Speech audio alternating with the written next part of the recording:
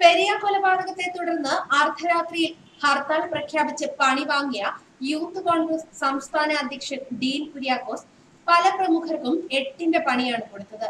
ശബരിമല യുവതീ പ്രവേശനത്തിന് പിന്നാലെ കർമ്മസമിതി ജനുവരി 3 നടത്തിയ ഹർത്താലുമായി ബന്ധപ്പെട്ട് രജിസ്റ്റർ ചെയ്ത എല്ലാ കേസിലും ശബരിമല കർമ്മസമിതി നേതാക്കളെ പ്രതി ചേർത്ത് കേസെടുക്കണമെന്ന് ഹൈക്കോടതി ഉത്തരവിട്ടു.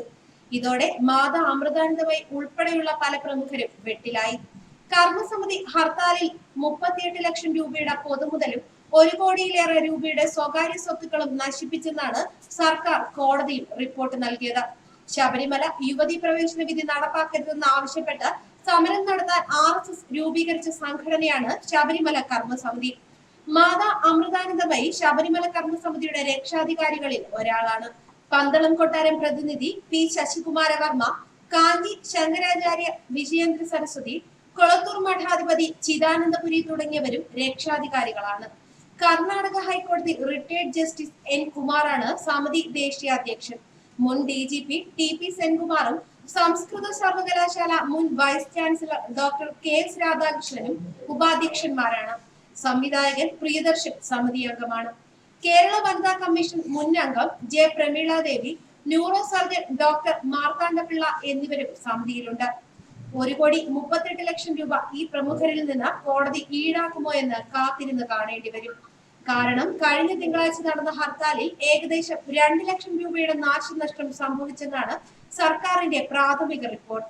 ആക്രമണങ്ങളെക്കുറിച്ചും നാശനഷ്ടങ്ങളെക്കുറിച്ചും കമ്മീഷനെ കൊണ്ട് അന്വേഷിപ്പിക്കണമെന്നും നഷ്ടപരിഹാര തുക ഡീൻ കുര്യാക്കോസിന്റെ പക്കൽ നിന്നും ഈടാക്കണമെന്നുമാണ് ഹൈക്കോടതി ഉത്തരവിട്ടത്. അമൃതാനന്ദമയി ഉൾപ്പെടെയുള്ളവരെല്ലാം സമൂഹത്തിന്റെ ഉന്നത തലങ്ങളിൽ പ്രവർത്തിക്കുന്നവരാണ്. ഇവർക്കെല്ലാമെതിരെ കോടതി വിമർശനങ്ങളും ഉന്നയിച്ചേക്കാം. LLB-കാരനായ ഡീൻ കുര്യാക്കോസിന് ഹൈക്കോടതി ഹർത്താലിനെതിരെ ഇറക്കിയ ഇടക്കാല ഉത്തരവിനെ കുറിച്ച് അറിയില്ല എന്ന് കോടതി ചോദിച്ചിരുന്നു. ആ സ്ഥിതിക്ക് മുൻ DGPയും മുൻ ജഡ്ജിയും അടങ്ങുന്ന കർമ്മസമിതി നേതാക്കൾക്കെതിരെ എന്തായിരിക്കും കോടതി പറയുക എന്നത് ആകാംക്ഷയോടെയാണ് സർക്കാരും CPM-ഉം നോക്കുന്നത്. ഇവർക്കെതിരെ സർക്കാർ കോടതിയിൽ നിലപാട് സ്വീകരിക്കുമെന്ന ഉറപ്പാണ്. അമൃതാനന്ദമയും സ്വാമി ചിദാനന്ദപുരിയും ശബരിമല യുവതീ പ്രവേശനം ആവശ്യപ്പെട്ട് മുമ്പ് പ്രസംഗം നടത്തിയിരുന്നു.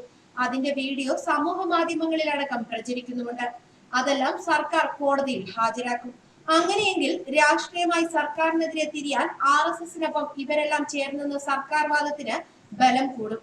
കോടതി ഈ പ്രമുഖർക്കെതിരെ എന്തെങ്കിലും പറഞ്ഞാൽ അവർക്കും ശബരിമല കർമ്മസമിതിക്കും വലിയ നാണക്കേടാകും.